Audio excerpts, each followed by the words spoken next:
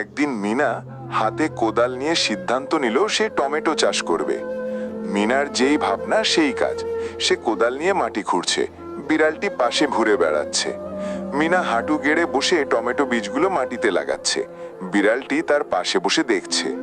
মিনা ঝাঁঝরিতে পানি ঢালছে যেন বীজ ভিজে যায়। বিড়ালটি পানি ফোঁটার সাথে খেলছে। মাটির ওপর ছোট ছোট টমেটো চারা ফুটে উঠেছে। মিনার বিড়ালটি খুব খুশি। গাছে হলুদ ফুল আর ছোট সবুজ টমেটো গজিয়েছে। মিনা গাছের পাশে দাঁড়িয়ে হাসছে। গাছে লাল লাল টমেটো ঝুলছে। মিনা ঝুড়িতে টমেটো তুলছে।